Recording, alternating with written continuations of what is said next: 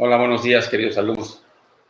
Antes que nada, saludarlos y les deseo que sigan estando seguros, tranquilos, sigamos las normas de distanciamiento social, de higiene personal y que todos estén sanos y puedan continuar sanos y salvos.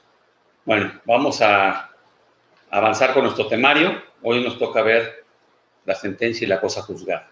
Entonces, primera cuestión, ¿qué es la sentencia? Ya hay muchas maneras de ver la sentencia. Una primera manera de ver la sentencia es una manera procesal, que es, digamos, la culminación o la meta que se persigue en todo juicio. Es decir, la sentencia es el acto procesal que pone fin y resuelve un juicio. También se puede ver como un documento, como un instrumento en el cual se contiene una decisión jurisdiccional y en la cual se adjudican los derechos y obligaciones que las partes plantearon durante el juicio. Entonces, como vamos a ver la sentencia como juicio, y aquí me gusta la definición de nuestro maestro Ixamudio, maestro de la facultad, que nos dice que la sentencia es la resolución que pronuncia un juez o tribunal para resolver el fondo del litigio, conflicto o controversia, lo que significa la terminación del proceso. Por lo tanto, en cuanto a las sentencias, hablando de sentencia como documento, hay que distinguirlas de otro tipo de resoluciones que los jueces emiten durante el proceso.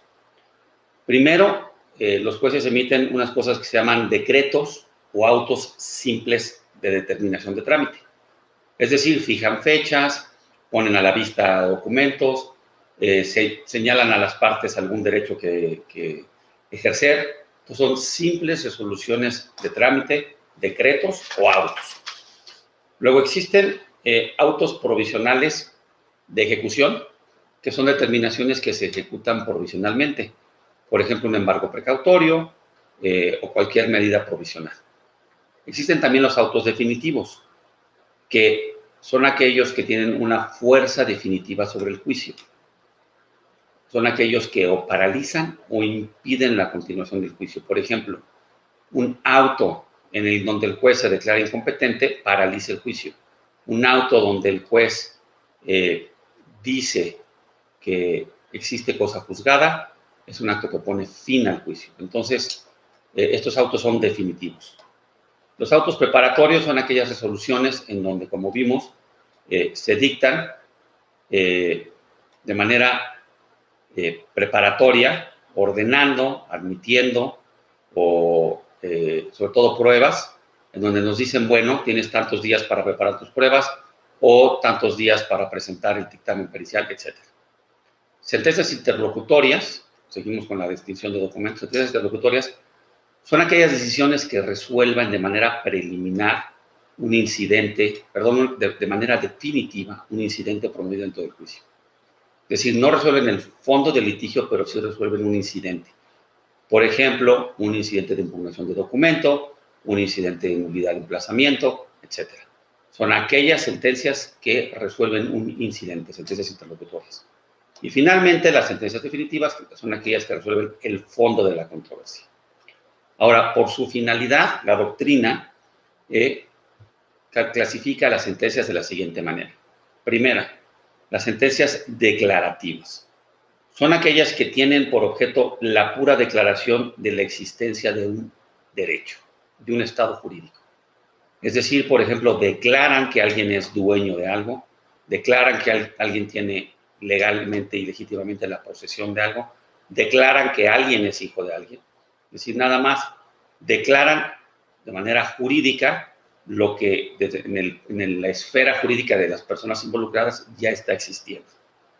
Ahora, también existe la sentencia constitutiva. Aquí constituyen o crean una nueva situación jurídica. Por ejemplo, aquellas que rescinden un contrato, anulan un contrato, extinguen la sociedad conyugal, decretan un divorcio.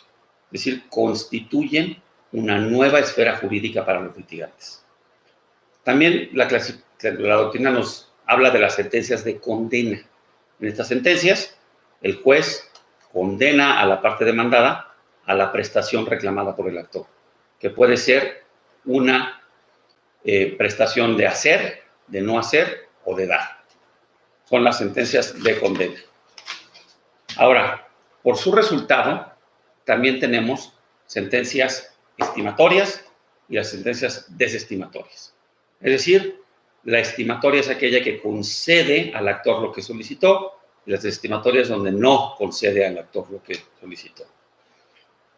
También por su función en el proceso tenemos interlocutorias y definitivas, ya las vimos. Interlocutorias son las que resuelven incidentes y las definitivas son aquellas que resuelven el fondo de la controversia.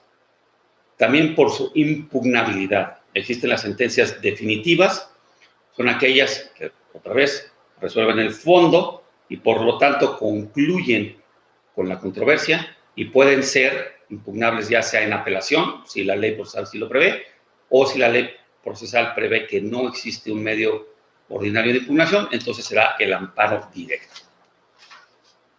Ahora, la sentencia firme e inatacable es aquella sentencia, sea que ya fue impugnada y fue confirmada, o que las partes consintieron de manera expresa o tácita, ya se encuentra firme y es inatacable.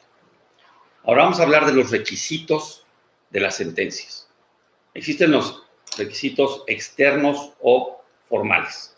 Es decir, ¿qué debe contener el documento llamado sentencia para que sea válida? Bueno, primero deben de tener los datos de identificación de la sentencia. Es decir, el lugar, la fecha, el juez, los nombres de las partes, el carácter con el que litigan, el objeto del pleito. Entonces, debe de tener todos los datos que identifican la controversia, las partes, el juzgado, el juez, el secretario. Luego debe de tener los fundamentos de derecho y los puntos resolutivos. Es decir, debe de venir un capítulo en donde el juez motiva su resolución, analiza la controversia, las pruebas y emite sus considerandos. Y finalmente, los puntos resolutivos, la última parte de la sentencia, en donde el juez, de manera expresa, resuelve la controversia y en los resolutivos expone a las partes cuáles son sus resolutivos o decisiones definitivas. Bueno, también debe tener la firma autógrafa del juez que autoriza la sentencia y debe también de firmarlo el secretario. Ahora, también como requisito de preámbulo se deben de exponer los hechos. Este requisito formal para lo que sirve es para que las partes puedan analizar cómo fue que el juez fue concatenando y determinando los hechos. Esos son los requisitos formales de las sentencias.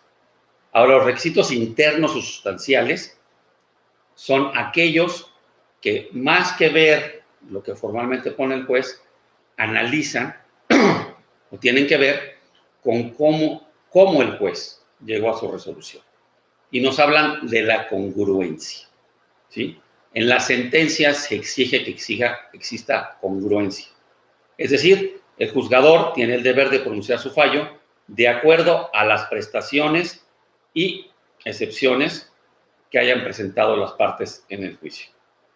Este requisito de congruencia prohíbe al juzgador ir más allá de lo planteado en la controversia o incluso resolver cosas fuera de la controversia. Entonces no puede ir más allá, que en latín se dice ultra petita, o no puede ir fuera de lo planteado, que en latín decimos extra petita. Ahora, la congruencia se clasifica o se analiza desde dos puntos. La congruencia externa, es decir, la sentencia guarda congruencia y relación con lo planteado en la demanda y la contestación entre las partes. ¿Se acuerdan cuando hablamos de cómo se conforma la litis del juicio? Una vez conformada la litis del juicio, eso es lo que tiene que resolver el juez y su sentencia tiene que ser congruente con la litis del juicio. Y la congruencia interna de las sentencias tiene que ver que dentro de la sentencia y su texto, cuando el juez relaciona y analiza las pruebas, no debe de haber contradicciones entre sí. Es decir, no puede, por ejemplo, decir, este juzgador concluye que la parte actora probó su acción, y luego vemos que en el cuerpo de la sentencia, en los considerandos, el juez de pronto declara o determina que el actor no probó su acción.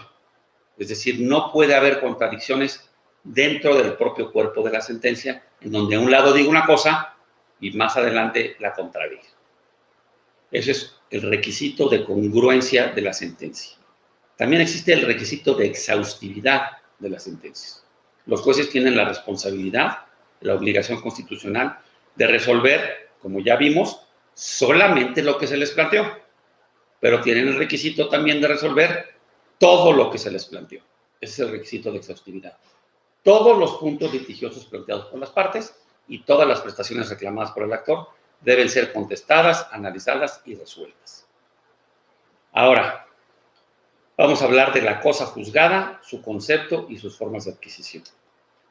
Cosa juzgada es aquella verdad legal, dice la doctrina, en donde ya el órgano competente se pronunció y estableció un estado jurídico de cosas, adjudicó la controversia y entonces hay una verdad legal establecida que es vinculante para las partes en el proceso. Ahora, esta cosa juzgada se adquiere de manera definitiva e inatacable de varias formas. La primera forma es el consentimiento expreso o tácito de las partes. Si las partes no apelan la sentencia, siendo que ésta sea apelable, no la impugnan, entonces de manera tácita la han aceptado y entonces queda firme e inatacable esa sentencia. Otra manera de adquirir la cosa juzgada es en la segunda instancia. Dice nuestra ley que las sentencias de segunda instancia causan estado por ministerio de ley, es decir, ya no se pueden modificar de manera ordinaria. Entonces, cuando tenemos sentencias de primera instancia que no permiten apelación o de segunda instancia cuando se permite apelación, tenemos sentencias que causan estado por ministerio de ley, es decir, adquieren la fuerza de cosa juzgada. Ahora, aquí tenemos que introducir el concepto del amparo, que es un medio extraordinario de defensa, que en la práctica, en la vida real de todos los días, impide que las sentencias de segunda instancia o de primera instancia, según sea el caso, adquieran la fuerza de cosa juzgada, mientras el amparo está pendiente de resolverse, porque el amparo sí podría tener el efecto de invalidar el acto reclamado, que es la sentencia definitiva, y entonces no se actualiza la cosa juzgada. Ahora, si las partes, alguna de las partes, pidió amparo y en el amparo se confirma la sentencia o acto reclamado, entonces ahí sí, de manera ipso iure, la sentencia en cuestión adquiere el carácter de cosa juzgada, firme e inatacable. Entonces, como vimos, voy a comentar el artículo 426, donde nos dice que de acuerdo al Código Procesal, acuérdense, sin tomar en cuenta el amparo, las sentencias pronunciadas en juicios que no permiten apelación adquieren el carácter de cosa juzgada por ministerio de ley. Las sentencias de segunda instancia, aquellas que resuelvan una queja, aquellas que resuelven una competencia, las demás que se declaran irrevocables por prevención expresa de la ley, las sentencias que no pueden ser recurridas por ningún medio ordinario o extraordinario de defensa, y los convenios emanados del procedimiento de mediación a que se refiere la Ley de Justicia Alternativa del Tribunal Superior de Justicia del Distrito Federal. Entonces, el artículo 427 nos dicen que otra manera de adquirir la carácter de cosa juzgada, son aquellas sentencias consentidas expresamente, como ya lo había yo mencionado, o las consentidas tácitamente, y en aquellos en que no se continuó el medio de defensa como es la apelación. Todo esto, salvo, como ya les dije, con la salvedad del amparo, en la realidad diaria de los litigantes, lo que experimentamos nosotros es que en el 90 y tantos % de los casos adquirimos cosa juzgada en realidad hasta que termina el amparo directo en cuestión.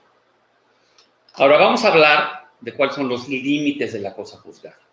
Ya tenemos una sentencia firme e inatacable, es cosa juzgada, pero queremos saber qué efectos tiene. Bueno, Primera cosa obvia que ya lo había yo adelantado, la cosa juzgada solamente afecta a las partes en juicio. Es decir, no puede afectar a terceros ajenos al juicio porque estos no tuvieron la oportunidad de ofrecer pruebas y alegatos y por lo tanto no tuvieron la garantía de audiencia y en ese sentido constitucional no les puede parar perjuicio la sentencia. Entonces, por regla general, una sentencia solamente afecta a las partes en el juicio. ¿Ok? Ahora, ¿cuáles son las excepciones? La primera es el causaviente. El causaviente es aquella persona que se sustituye por una situación jurídica en alguna de las partes. Vamos a suponer que el actor o el demandado, de alguna manera, venden un negocio, transfieren o ceden derechos, y entonces ahora la parte que sucede a la primera parte se le llama causaviente. Cuando hay causaviencia, esa persona que recibió los derechos y obligaciones de la otra parte recibe en ese mundo jurídico también los efectos de la cosa juzgada. ¿Qué otra excepción hay? Cuestiones del estado civil.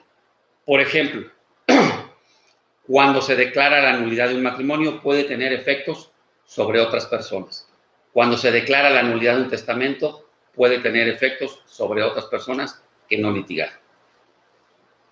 Y también en aquellos casos en que existe solidaridad e indivisibilidad, también se considera que puede afectarlos a ellos la cosa juzgada.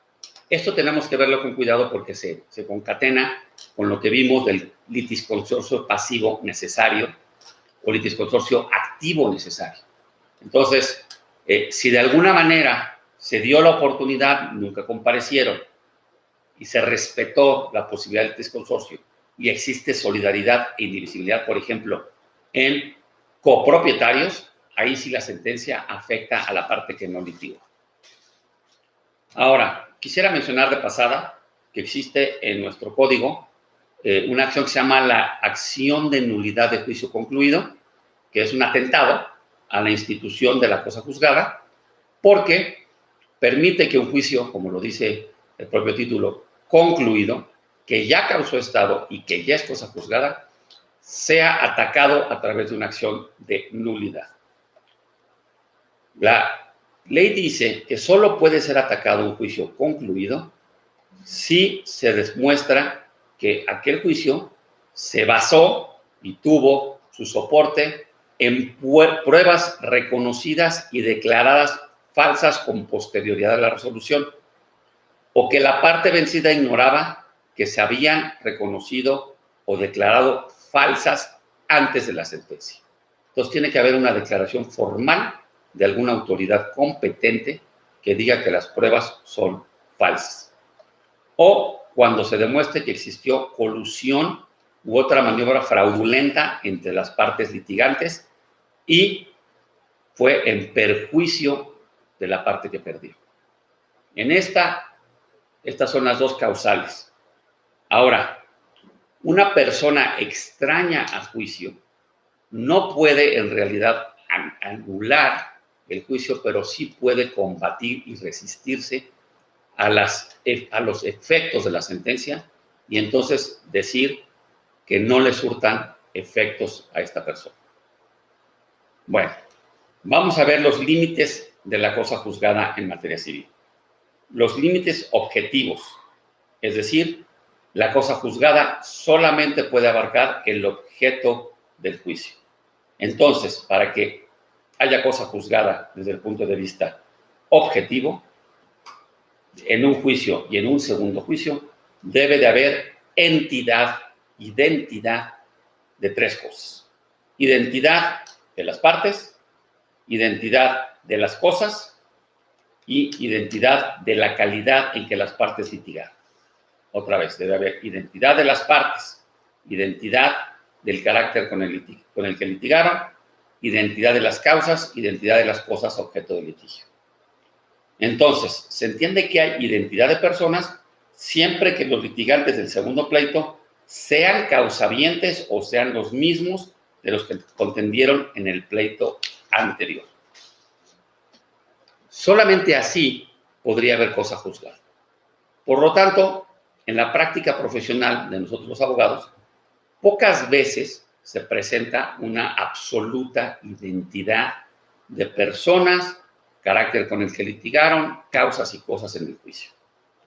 Por lo tanto, la mayoría de las veces que tenemos que lidiar con la cosa juzgada, lidiamos con un concepto que se llama la cosa juzgada refleja. ¿Y qué es este concepto de la cosa juzgada refleja? Es un concepto que importamos nosotros, sobre todo de la tradición anglosajona, y lo que quiere decir la cosa juzgada refleja es que de alguna manera lo resuelto en un juicio, lo resuelto ya sea en cuanto a una prueba, una situación de hecho, una determinación por el juez, no debe de sufrir, no debe de perder su carácter de cosa juzgada, por virtud de un segundo juicio posterior, en el que no necesariamente exista la absoluta identidad de personas, cosas y causas que exige la cosa juzgada en sentido estricto. ¿Ok?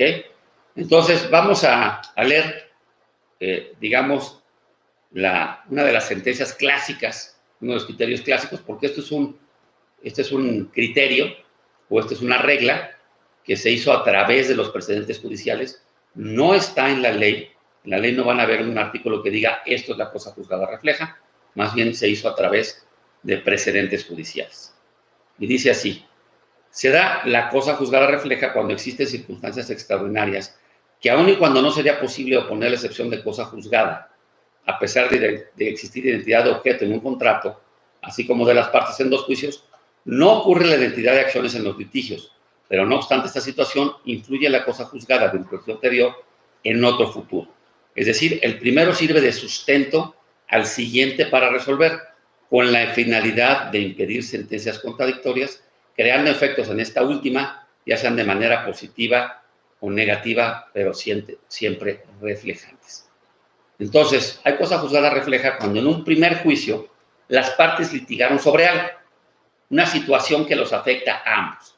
En el futuro viene otro juicio que no necesariamente guarda absoluta identidad, pero la parte que prevaleció en el primer juicio sí tiene permitido en el segundo juicio invocar la primera sentencia para decir este punto en particular que está siendo objeto de este juicio, esta determinación ya fue hecha en el pasado, por lo tanto, juez, abstente de meterte en esto porque existe el riesgo de que exista una sentencia contradictoria y que tu sentencia afecte lo que ya se resolvió en el pasado.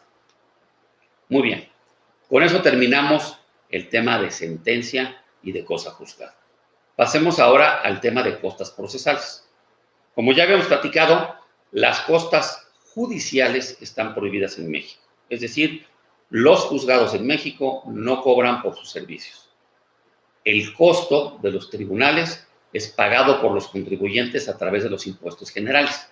No existe un derecho o una contribución específica para la administración de justicia.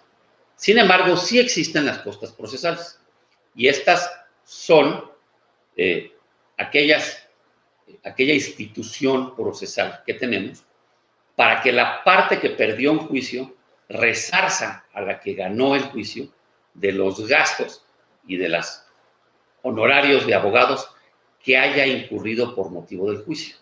La ley prevé algunos casos en donde se considera que la parte que perdió pudo haber evitado todo el juicio, todo el uso de los recursos públicos que significan los tribunales, y entonces, al prevalecer la otra parte, tiene que indemnizar. Y se divide en dos, en costas y gastos. Los gastos son aquellas erogaciones legítimas efectuadas durante la tramitación de un juicio. Por ejemplo, costo de copias certificadas, peritos, traducciones, etc. Y las costas, en sentido estricto, que son los honorarios de los abogados que patrocinaron a la parte que prevaleció en el juicio. Entonces, se suele designar como costas a los honorarios de los abogados y gastos, además de erogaciones legítimas y solicitudes de comprobación legal que se originen con motivo de un proceso. Todo ello está incluido en el concepto de costas procesales. Ahora, hay dos sistemas para condenar en costas: el sistema subjetivo y el sistema objetivo. El sistema objetivo, que es el que más adopta nuestra legislación, es aquel que dice: si una parte prevalece en juicio, la otra parte tiene que indemnizar, punto. Fin de la discusión. No tenemos que analizar más. La ley prevé ciertas hipótesis normativas en donde la parte que prevalece recibirá la indemnización de costas, sin importar nada más. También existe el sistema subjetivo. Aquí lo que se busca castigar o lo que se busca desincentivar es que las partes actúen de manera indebida durante el proceso, durante el juicio. En el sistema subjetivo lo que vamos a analizar es la conducta de los litigantes durante el juicio. Si el juez llega a la conclusión de que el litigante obró de manera ilegítima, de mala fe durante el juicio, entonces lo condenará en costas. Para ello, tenemos el artículo 140 de la ley. Lo voy a... ¿Dónde lo tenemos?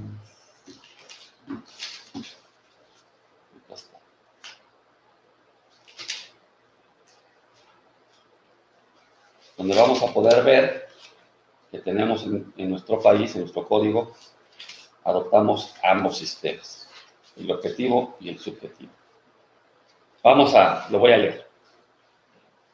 Dice el artículo 140, la condenación en costas será cuando así lo prevenga la ley o cuando a juicio del juez se haya procedido con temeridad o mala fe.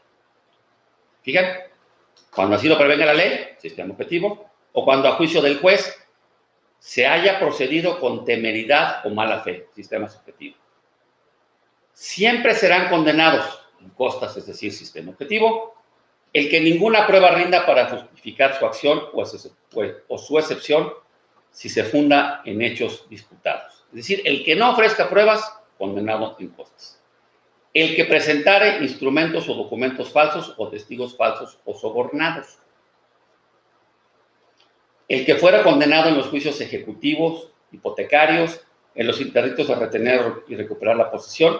El que intente algunos de estos juicios y no gana. En estos casos, la condenación será en la primera instancia, observándose en la segunda lo dispuesto en la fracción siguiente. Es decir, si pierdes en los juicios ejecutivos, hipotecarios o interdictos de retener y recuperar la posesión, ya sea el actor o el demandado, el que pierda, paga costas. Fracción cuarta.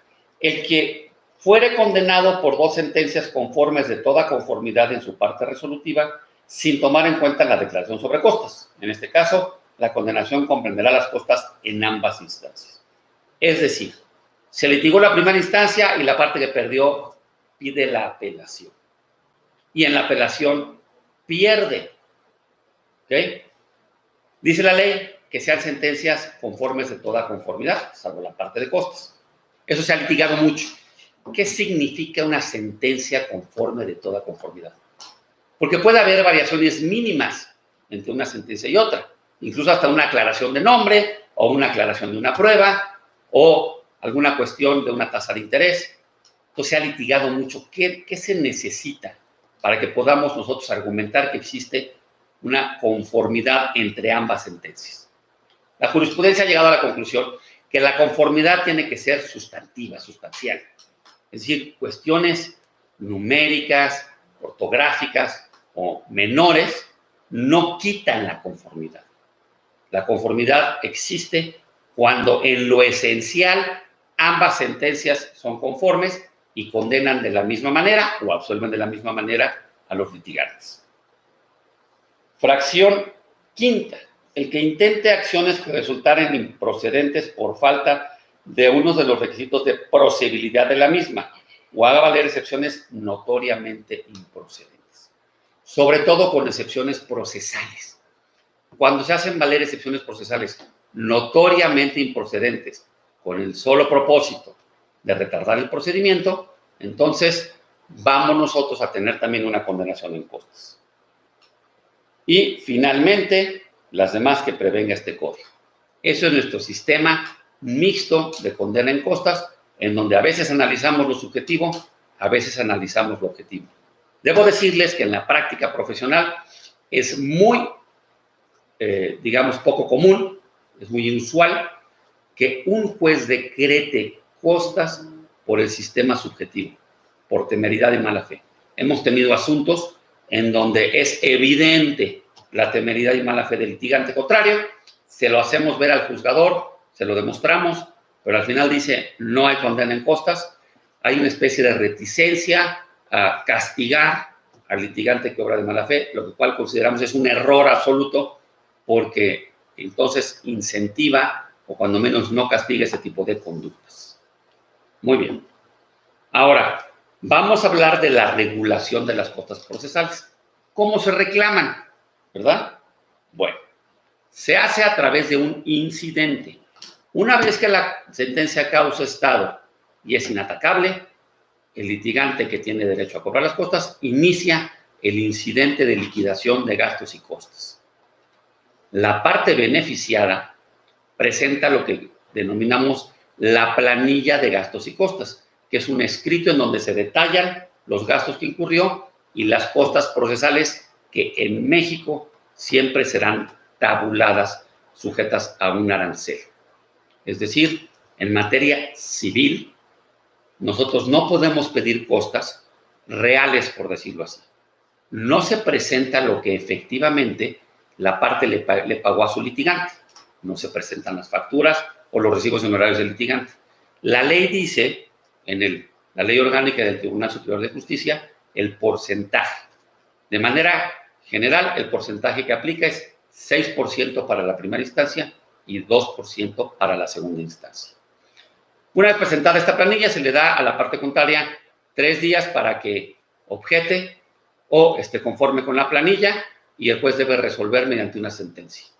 Cabe aclarar que las sentencias de costas son apelables y por lo tanto los temas de costas duran a veces otro año o algo así, porque debemos de pasar por la apelación, amparo indirecto y luego la revisión.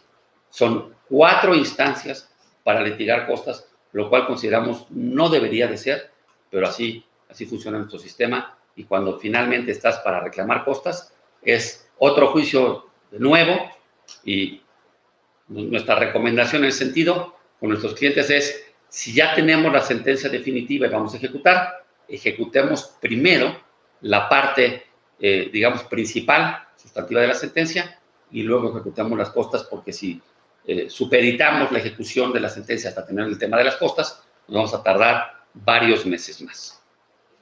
Muy bien.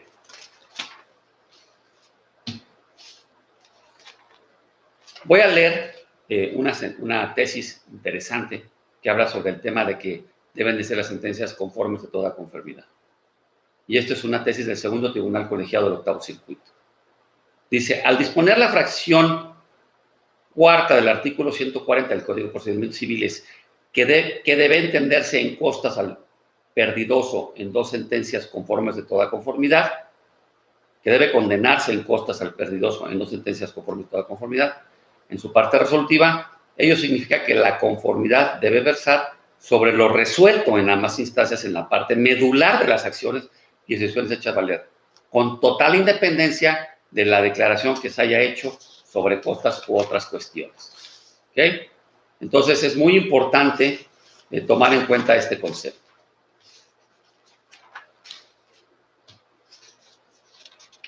Bueno, vamos a hablar ahora, ya que terminamos cosa juzgada, costas y gastos que se reclaman a la parte que perdió, vamos a hablar ahora de ejecución de sentencias. Es importante decirles que aquí termina nuestro temario oficial, pero nosotros hemos decidido continuar. Vamos a ver ejecución de sentencias, vamos a ver el recurso de apelación y vamos a ver el juicio oral. Entonces, procedo a hablar de la ejecución de sentencias, ¿verdad? Las sentencias se pueden ejecutar de 2 maneras. Ya tienes tu sentencia definitiva, inatacable, ahora la quiero ejecutar. Puedes ejecutarla a través de lo que conocemos como la vía de apremio o puedes ejecutarla a través del juicio ejecutivo. Sería un poco absurdo, ¿verdad? Pero esta es la posibilidad. Iniciar un nuevo juicio cuando ya concluiste uno y tienes una sentencia firme. pero existe la posibilidad del juicio ejecutivo. Normalmente nosotros lo que hacemos es utilizar la vía de apremio, que es más rápida, más expedita y nos permite de manera inmediata exigir el cumplimiento de la sentencia. Ahora, vamos a hablar rápidamente del juicio ejecutivo, ¿verdad? Nuestro artículo 443, que ya leímos en alguna ocasión en clase, nos dice cuáles son los documentos ejecutivos y también lo dice el artículo 444, que habla, por cierto, ¿verdad?, de las sentencias que causan ejecutoria, los convenios judiciales y los convenios de mediación. Todos ellos tienen apareja de ejecución, son títulos ejecutivos. Ahora, ¿cómo se debe de tramitar? Bueno, se tramita el juicio ejecutivo presentando una demanda, hay una contestación, las excepciones son muy limitadas las que se pueden hacer valer, básicamente no pueden atacar el fondo, sobre todo si se habla de una sentencia, no se puede atacar el fondo. Y supuestamente son sumarios, se concluyen de manera expedita, pero nuestra experiencia es que tarda. Y además, concluido el juicio, concluye ¿en qué? En una sentencia. Y esa sentencia es impugnable, ya sea, según sea el caso, por la apelación, o si no se permite la apelación, por un juicio de amparo directo. Entonces, no nos gusta, en ese sentido, el juicio ejecutivo para ejecutar una sentencia, porque ya tuvimos un juicio primero. Nos vamos entonces a la vía de apremio, que la contiene nuestro código a partir del artículo 500, ¿verdad? Dice el artículo 500. Procede la vía de apremio a instancia de parte siempre que se trate de la ejecución de una sentencia o de un convenio celebrado en juicio o en virtud de pacto comisorio expreso, ya sea por las partes o por terceros que hayan venido a juicio por cualquier motivo que sea. Entonces, lo más importante, procede la vía de apremio a instancia de parte. Esta disposición será aplicable también en la ejecución de convenios celebrados entre la Procuraduría Federal del Consumidor, la Procuraduría Social de la Ciudad de México, así como los laudos emitidos por dichas procuradurías. En la ejecución de convenios emanados del procedimiento de mediación, incluidos los de mediación comunitaria previstos en las leyes de la Ciudad de México, que cumplan con los requisitos previstos en la Ley de Justicia Alternativa del Tribunal Superior de Justicia para el Distrito Federal. Entonces, procede contra sentencias y ciertos convenios que se pueden celebrar, ya sea el convenio judicial, ¿verdad? Aquí lo prevé, vuelvo a repetir, procede la vía de apremio a instancia de parte siempre que se trate de la ejecución de una sentencia, de un convenio celebrado en juicio o de los convenios celebrados en mediación o ante la Procuraduría Social o del Consumidor. Entonces, procede la vía de apremio. ¿En qué consiste la vía de apremio? Bueno, consiste en que se le pide al juez la ejecución inmediata de la sentencia o convenio. El artículo 506 nos dice que pasado el plazo de 5 días para el cumplimiento voluntario de la sentencia, entonces se procede al embargo de bienes y después al eventual remate de los mismos. ¿Okay?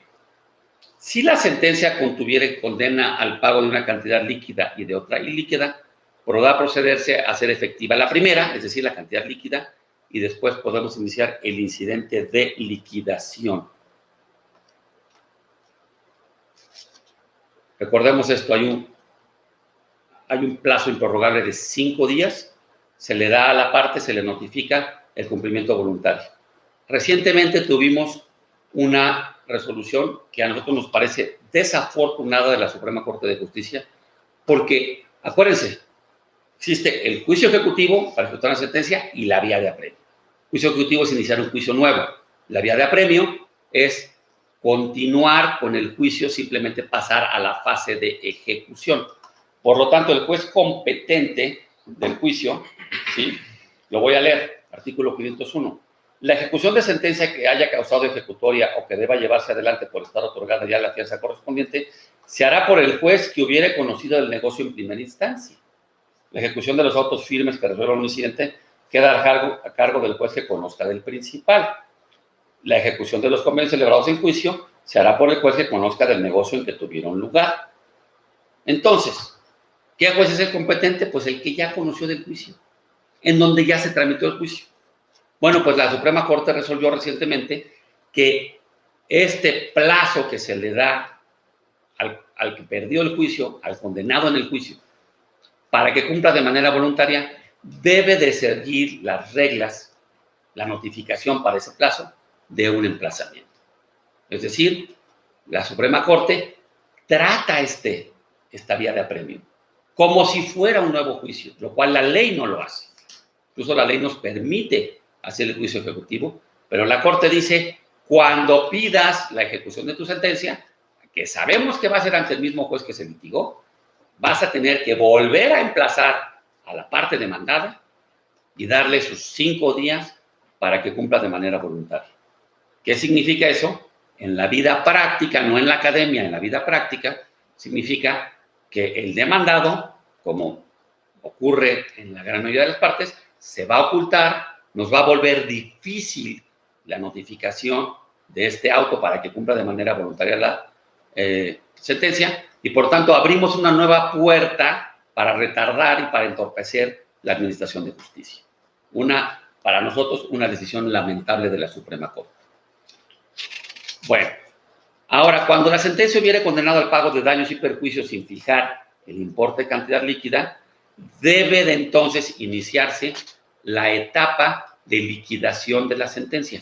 Muchas veces en las demandas, ya sea porque no se tiene claro el monto de los daños y perjuicios o porque el actor prefiere dejarlo para después, se dice, solicito la condena al pago de daños y perjuicios y la liquidación se hará en la ejecución de la sentencia. Entonces, si no tenemos cantidad líquida, tenemos que abrir el incidente y ya sabemos eso en qué consiste. Bueno, ahora, la acción para pedir la ejecución de una sentencia o transacción o convenio judicial dura 10 años contados desde el día en que venció el término judicial para el cumplimiento voluntario del demandado. Es decir, recuerden, tenemos ahora que emplazar nuevamente, dar los 5 días para el cumplimiento voluntario, se vence y entonces la acción para pedir prescribe a los 10 años. Si ya estamos en la ejecución de la sentencia, eso no caduca, no prescribe, podemos seguir buscando bienes, podemos seguir intentando, podemos seguir buscando cómo hacerle para ejecutar la sentencia.